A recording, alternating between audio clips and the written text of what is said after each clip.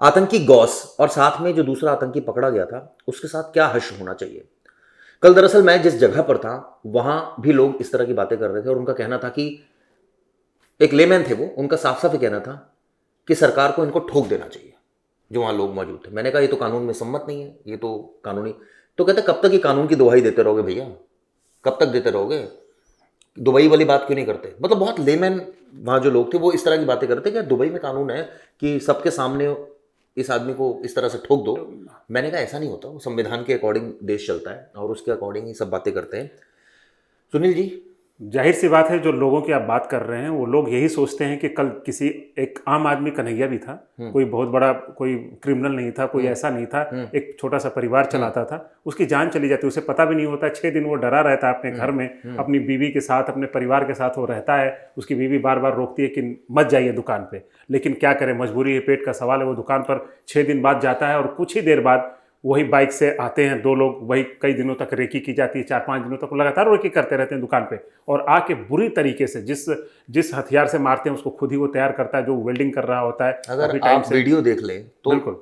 मतलब राजस्थान के एक मंत्री का कहना है कि मैं उबल रहा था। कोई भी उबलेगा, कोई भी इसमें नहीं। धर्म की कोई बात नहीं हो रही है, इसमें सच्चाई की बात हो रही है। नूपुर शर्मा को भी गिरफ्तार करना चाहिए, अगर चूंकि उन्होंने जो कथित रूप से सारी बातें कही हैं और उसके आधार पर अगर गिरफ्तारी बनती है तो उसको भी करना चाहिए। ओवैसी ने यही बात कही है। हाँ। ओवैसी ने ये कहा कि अगर इसमें जो आरोपी है उसे कानून के तहत सजा दी जानी चाहिए और तुरंत देनी चाहिए, लेकिन सवाल भी उठाया कि आखिर नूपुर शर्मा के साथ क्या हो रहा है। उन्होंने अगर विवादित टिप्पणी की और कई जगह मामले दर्ज हुए, कई जगह से समन जारी हुए, तो कार्रवाई क्यों नहीं। और जाहिर सी बात है, देखिए, जो गलत है, चाहे हम गलत हो चाहे कोई भी गलत हो, अगर वो कानून के खिलाफ जाता है, कानून को अपने हाथ में लेता है, तो उसके खिलाफ जो भी धाराएं बनती हैं कार्रवाई होनी चाहिए। और जिस तरह की आप बात कर रहे हैं कि ये गौस मोहम्मद और रियाज, इन दोनों को क्यों नहीं ठोक देना चाहिए, क्यों नहीं कार्रवाई होनी चाहिए, तो तमाम चीजें अब देखिए कि वो अभी जो जांच में बात आई है, एनआईए की जांच में जो चीजें सामने आ रही हैं, वो स्लीपर सेल बना रहे थे। स्लीपर सेल, अब सोचिए कि स्लीपर सेल क्या चीज होती है। अब स्लीपर सेल वही कि जो बिल्कुल सोया हुआ है, मतलब हम आपके साथ हैं, हमें पता नहीं कि आप स्लीपर सेल के आदमी है, मतलब हमारा पड़ोसी, हमारा आदमी, और वो राजस्थान के 9 जिलों में या उससे भी ज्यादा जो युवा हैं, जो बेरोजगार हैं, जो थोड़ा सा भटके हुए हैं, उनको ब्रेन वॉश करके वो इस तरह का स्लीपर सेल तैयार कर रहे थे। और हमारा पड़ोसी क्या है हम नहीं जानते। तो जब इस तरह की जो चीजें वो तैयार कर रहे थे, अब सोचिए वो किसी की जान ले लेते। तो जाहिर सी बात है, अगर इनको अगर सजा नहीं मिलती है और इनका पूरा नेटवर्क अगर नहीं तोड़ा जाता है, तो न जाने क्या क्या होगा देश में। सजा की तो बात है ही, लेकिन सवाल है कि सजा कितनी जल्दी मिलती है। यहां जो लोग हैं ना, उनकी आंखें तरस जाती है सजा देखते देखते। चाहे निर्भया की बात कर ले, 1000 बार ये बातें हो चुकी हैं और आज हम इसकी भी बात करेंगे। इसमें एक और सबसे जो बड़ा सवाल निकल कर आता है, पुलिस का भी रोल है। जब 6 दिन पहले टेलर कन्हैया ने ये पुलिस को बता दिया कि मेरी जान को खतरा है, तो वहां की पुलिस क्या सोई हुई थी? क्या उनको इस बात का इल्म नहीं था? क्या वहां के जो एसएसपी हैं, एसपी हैं, जो और अधिकारी हैं, क्या उनको भी लगा कि ठीक है यार, एक कचरे की तरह कंप्लेंट आई है, नए देख लेंगे, ये आमतौर 500 आती पर हैं बिल्कुल, कंप्लेंट। ये 15 जून की बात है, जब पड़ोसी जब उसके खिलाफ वो पोस्ट को लेकर के विरोध जताते हैं, और उस पड़ोसी एक जो आदमी है दूसरे धर्म के, वो एक महिला के साथ भी आते हैं और इस तरह तमाम विरोध जताया जाता है। फिर पुलिस केस होता है, मतलब वहीं पे फिर वो माफी मांग लेते हैं और अब उन चीज़ों को, पोस्ट को डिलीट कर दिया जाता है, सब कुछ खत्म हो जाता है एक तरीके से। लेकिन नहीं, और पुलिस में जब केस होता है तो पुलिस भी बाकायदा समझौता करा देती है। और बाद में जो आप बता रहे हैं कि पुलिस ने क्या लापरवाही करी, तो उस लापरवाही को लेकर डीजीपी ने क्या किया, अभी राजस्थान पुलिस के दोनों को सस्पेंड कर, एसएचओ को सस्पेंड कर दिया गया। और जो ठीक है, आप सस्पेंड कीजिए, एक आदमी मर गया, समझौता सस्पेंड करते रहिए, पूरे महकमे को सस्पेंड कर दीजिए। किसी की जवाबदेही तो बनेगी ना भैया।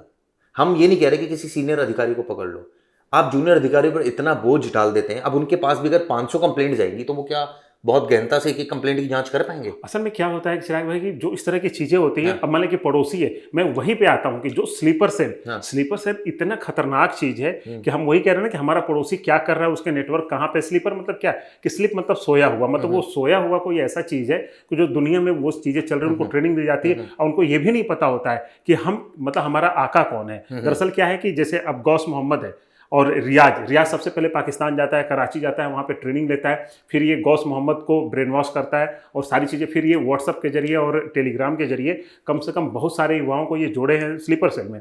तो क्या है कि जो आदमी जिन्होंने विरोध किया था वो खुद उनके दायरे में रहता है, और ये जो गौस मोहम्मद और ये, जब इनको ये चीज़ें पता चलती है तो कहते हैं कि हाँ, अब तो टारगेट मिल गया है। और जाहिर सी बात है, रियाज जहाँ से जुड़ा हुआ है पाकिस्तान के जिस लिंक से, वहाँ से कहा गया था नूपुर शर्मा, फिर नूपुर शर्मा कैसे जुड़ती हैं, नूपुर शर्मा के बयान को लेकर लेकर के कि भारत में कुछ बड़ा करना है और वो चीज़ दिखनी चाहिए। वो चीज़ दिखेगी कैसे?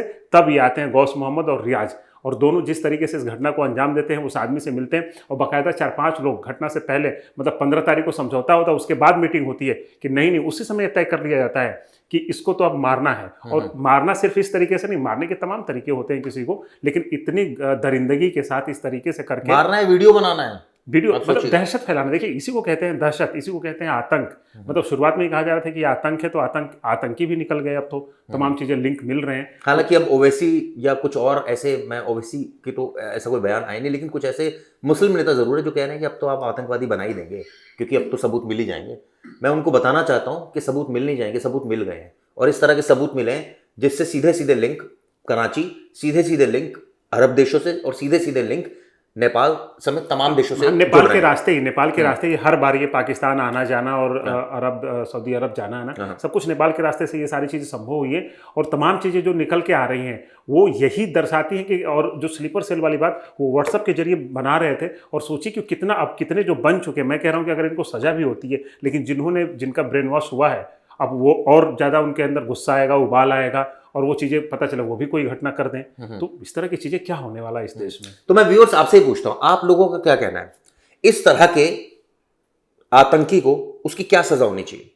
क्या उसको ठोक देना चाहिए, जो कई लोग बोलते हैं तुरंत ठोक दीजिए, दुबई वाला कानून लाइए, सबके सामने लाइए, या फिर संविधान के अनुसार कार्य हो और जल्दी ऐसे मामलों में जो फास्ट ट्रैक कोर्ट है वो फटाफट सुनवाई करे, और जो है जो भी पनिशमेंट बनती है एज पर लॉ वो हो?